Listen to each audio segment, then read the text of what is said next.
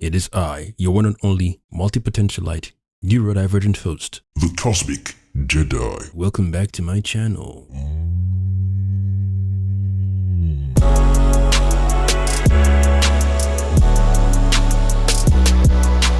We have two trailers to react to today. Nice. The Conjuring 4. I think it's the Conjuring 4 or 5. I don't even know how many movies there are anymore. What? I haven't even sat down to actually see any of them. I think I've seen one of the Conjuring, and that was it. When Insidious came out, the trailer alone, I was like, these guys are serious with their horror.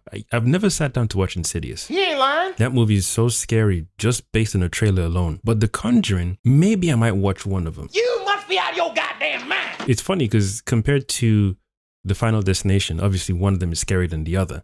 And Final Destination is more or less these days now about the best kill or the weirdest kill, the most creative kill that a character will go through. But The Conjuring and Insidious, those movies, I mean, I watched The Nun like last year, Nun 2, I think it's the second one I watched. It wasn't that scary. I mean, some jump scares were there, but it wasn't that, you know, like full on, you're not going to sleep no matter how much frankincense and myrrh you light around your house. Damn, son. So we're doing two trailers today. The Old Guard 2 from Netflix, and then The Conjuring Last Rites. The Old Guard season 1 was pretty good. Starring Charlize Theron. It was pretty good. It was a pretty good show.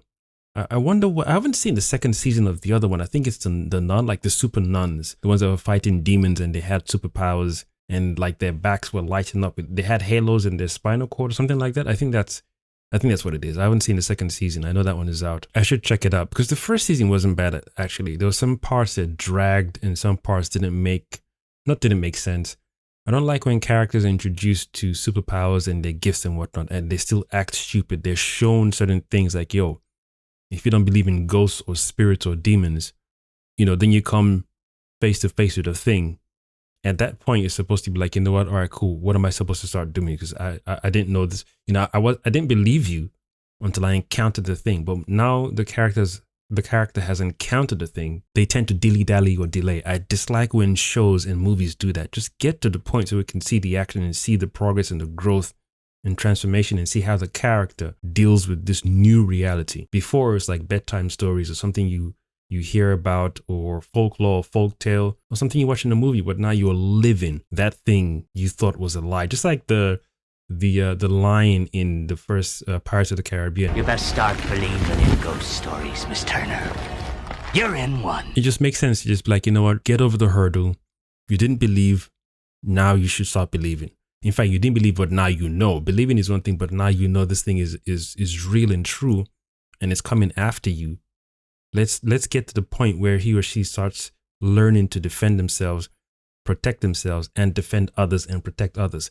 Don't like it when movies and shows slow that part down, man. It's boring. I think The Matrix is one of the best movies that showed the process of how Neo became Neo. He had to then become within himself, and just step-by-step actions like, okay, don't really believe this thing, but let me go with the flow and then take charge. And then instead of running away from it, and instead of trying to be something that I assumed I was supposed to be, he chose to do it his way, and then he then became what is already within. You know, I think I feel Matrix is one of the best movies that's done that, man. Yeah. All right, then without further ado, ladies and gentlemen, let's begin with The Conjuring Last Rites first, then we'll jump to The Old Guard Season 2. Don't touch anything. Everything you see in here is either haunted, cursed, or been used in some sort of ritualistic practice. Damn. Nothing a toy. Yeah, I think I remember her.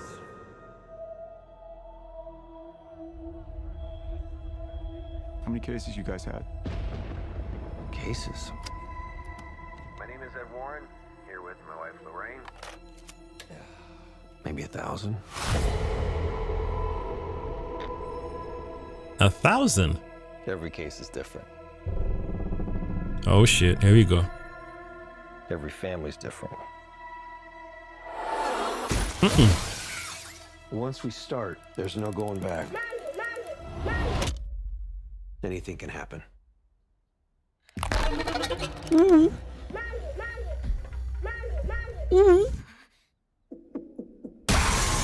my god. And most likely anything will.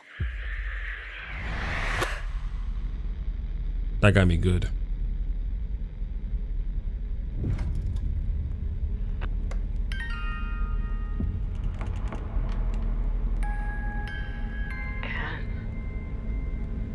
Yeah. Holy shit. Changed. Something's different.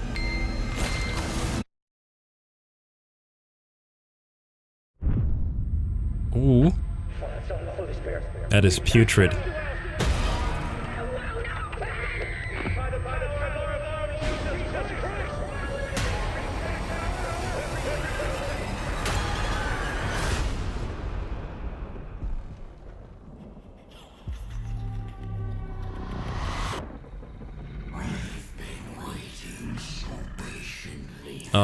They gonna fuck y'all up.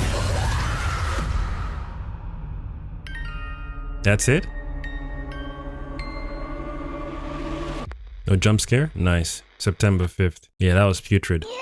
If this is the last one, then maybe I'll check it out. Like I said, I don't think I've watched any of... Maybe the first Conjuring, I think. I think it's the first one I've watched. Where, it's coming back to me now. My subconscious must have buried it. It wasn't that scary, but... I think it's the one where they let the Annabelle doll out. Where someone came... I think someone was babysitting someone in the house, and then her friend came over, and then... Yeah, I think... Yeah, and then she opened the door to show someone something. I remember it enough. And then the ass got dealt with. Damn! Nah. If you're playing with entities and energies you can't fathom, you don't even think exist, you can't even imagine that they exist. I mean, you can imagine pretty weird and obscure things, right? But when someone tells you that whatever you can imagine, 1 or 2 or 3 of these energies in here is way above your imagination pay grade, and then you go and tamper with it, you're almost like, yo, nah, you need to see the comeuppance, because you're tampering with energies you can't fathom. So, and then when you do that, you're causing other people around you more, you're causing them trouble, pain, trauma, death, disharmony and disorder. So it's like, nah, we got to see comeuppance, man. You got to see some comeuppance, because you fooled around. But why? You went to trouble something that no one asked you to, and they told you do not touch. Yeah. I wouldn't mind watching the first one again, but daytime. Come on, don't bullshit me. Yep, we're watching the first one again, but daytime. I'm not watching that shit at night. You must be crazy. That's right. That means they got some strong energies in that house that is keeping all items and all entities at bay, as in keeping them in place. Or just like that part of the trailer said, yo, we sat here waiting patiently for you. So maybe it's like the movie 13th Ghost, but the reverse, in terms of instead of being captured and defeated and put in that house in the glass jars and in glass cabinets, they willingly flare up wherever they choose to flare up. So that way people will call this couple to then come and deal with the entity and then take the energies into that house, which is almost like a hotspot, an energy hotspot for like disorderly entities and bad spirits and whatnot. Wow. Yeah. Maybe that's what this movie is touching on in that part where she's like, oh yeah, we've been waiting for you, man. Waiting a long time for your ass.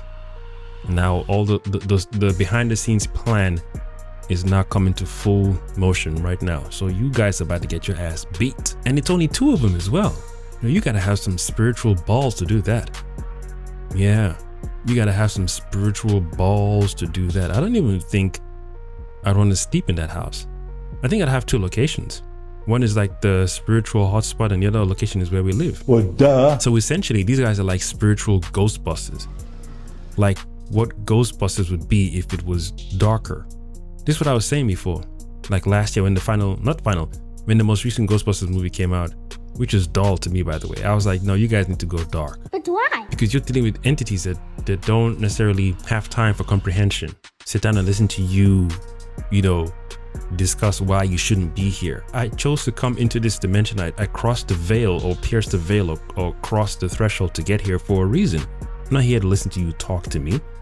How many human beings I've tortured and tormented over the eons, and then you, one special one, are gonna have a conversation with me? No. You ain't lying. The Conjuring couple are like you know, the dark Ghostbusters, but without the gear. Well, they have gear, talisman, spells. Yeah, I think I gotta watch the first one again and the rest. I don't know if I want to go through the whole catalog though. But why? Are they Christians as well? Do they use the Bible? You see, now I'm intrigued, man. Yeah, I watched the first one again. This is where Doctor Strange could go as well, like real dark. I feel they need to put Doctor Strange in these kind of scenarios where you're just dealing with entities, pure entities that will, not even could, might, but will cause some serious long-term and permanent damage. Damn. Anyway, now we're done with that one. On to the next one, The Old Guard Season 2. How are you doing? I'm at peace. Didn't look that peaceful when you were throwing that guy out the window.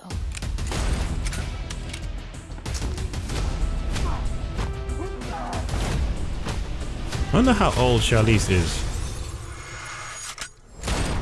Listen, sometimes quick is better than subtle. For centuries, I've watched you fight to protect humanity while forsaking your own kind. I will destroy you and everything you stand for Who's this? with a power you can't even imagine. Ooh, Uma Thurman. Okay. Okay, we like that. Who is she? Just Kill Bill. The first of the immortals. She knows your histories, your relationships. I am scared of what she is capable of.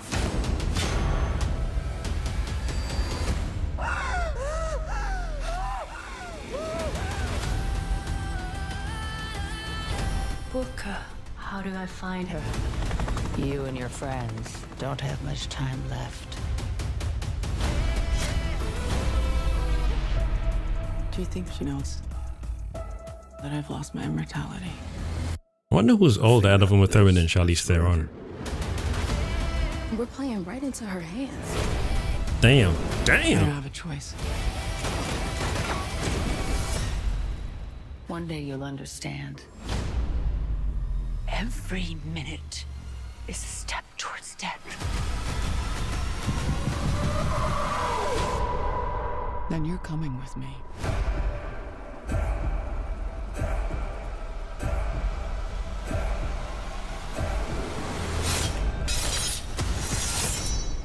Oh, of course she's using the katana. Or katana. July. Nice. Of course, Kill Bill is using the katana. Nice. Honestly, that was a lackluster trailer. Damn. Especially for a first trailer, you know, reminding everyone who watched the first season. I personally did not like that trailer. It was all right. I mean, I was surprised to see Uma Thurman in it for sure. Yeah, no. The Conjuring got me a couple of times, but I wanted to see more action scenes and more use of some abilities and whatnot in this trailer, but they did nothing. And I don't think it makes sense to do that for your second season first trailer when most of us already know what the characters are capable of. I wonder how long it's been now, like 2 years, 3 years? It's been a long time, hasn't it? I assume it's been a long time because I've got no fresh memory at all of the first season. So just to give us a slight recap of, you know, like, hey, remember this show? Plus remember the abilities and whatnot. Yeah, I watched the first 3 episodes, and if it doesn't hold my my attention, then it's alright. It's okay. Let me know what you think. Who's seen The Conjuring and any and all of the Conjurings, or did you see the first one and you're like, I'm good, we outie, deuces, and you dipped out? And let me know if you've seen the first season of The Old Guard as well. And did we need a season 2? But yeah, like I said, let me know how many Conjuring movies you've seen, if you're a horror fan, if not, and then did you dip out like after the first Conjuring? Did you even watch it halfway or quarter way and like, nah, we good? I'm supposed to see the new Omens movie that came out most recently. I started watching it, but I was like, it didn't hold my attention. What? The Conjuring, The Last Rites, that looks like it's gonna get me sat in my seat. Like The Ring, yo, Ring had, you know, got me real good, but the one that got me the most so far to date, well, aside from Darkness Falls was good. That was a good horror movie. I like that. But the one that got me the most is The Grudge. Yeah, boy. I have not been so shook in my life for such a long. It's been a while. Get this man shit. I mean, as a teenager, yeah, but in terms of my adult years, no, I have no memory or recollection of a list of horror movies. Ooh, let me pause on that one. There was a recent horror movie that came out with Wumi Musaku, and that was scary. There was a scene I was watching around 7 p.m. This was like autumn, winter. Damn, son. I paused it and said, not tonight. We are watching that shit tomorrow, daytime, when the sun is at its peak, 12 noon. I ain't coming for no foolishness. Even if you are paying me by force, say what happened. I bet, come on, Joe. I said, next day we're going to watch this. You're not watching that today. You must be crazy. So that's the only one outside of The Ring and The Grudge. And if I was to rank all three of them, that movie I'm talking about that was on Netflix with Wumi Musaku, that wasn't, is it Musaku or Musaku? That wasn't entirely scary from beginning to end, but there were parts of it that was scary. Whereas The Grudge is number one, because that was just scary from beginning to end. Yes, there were like breathers, but just each time that creature or character or entity was on screen, nah. That's one place, one world I wouldn't want to be in. I might as well do a separate video of what horror, if you put into a horror movie universe, which one would you feel you can survive? Yeah, have I asked the question already? Which horror movie world or universe would you feel you would survive? Nah, because The Grudge, take me. Now, in fact, it's easy. Just don't go to the house. It's not that important. If you have a rule that if someone dies here, their ghost is okay. Thank you for telling me before I even enter. In fact, I asked someone before I view your property, do you have any spiritual rules? Did someone die here? Any Amityville horror? Was there a poltergeist here? Was there a family that lived here? Nah, I ain't got time for any Freddy Krueger nonsense. What do you mean by that? Nah, we're gravy, baby. Gravy, baby, I got it all smothered. Like makeup, I got it all covered. 13 Ghosts as well. That was a good horror movie. Also, let me know in the comments which horror movie scared you the most, as in you can't even watch it again as an adult. And which horror movie have you watched most recently? Not most recently, but which horror movie have you watched as an adult that scared you? So that's a movie that scared you as a child, a horror movie that's... Let's try that again. A horror movie that scared you as a child that you can't even rewatch again as an adult, and a horror movie that you've watched as an adult that scared you as well that you can't even rewatch again, unless you're watching with someone else. Like, even Darkness Falls was scary. That was pretty good. The story behind it, the twist behind it. Freddy was a classic when I was a child. Chucky. What? Chucky made me scared of underneath the bed. Damn. The bed bottom. If you had the bed that was raised from the floor, Chucky made me scared of that space. Other movies where you say you can't bend down because a creature could come out and drag you. No. Chucky gave me a phobia of empty underbed spaces. I used to just sit on the bed with my legs off the ground. Didn't like that. He ain't lying. Anyways, let me know. Which one of you is going to see The Conjuring? Looking forward to it. If you're a horror fan, let the brother know. Who's looking forward to this, The Old Guard Season 2? I'm surprised it got Uma Thurman in it. So that means it must have given us some good money. I mean, Charlize ain't cheap either, but to bring in Uma Thurman, come on, son. Anyway, I have been your one and only multipotentialite, neurodivergent host, The Cosmic Jedi signing out. Thank you for watching.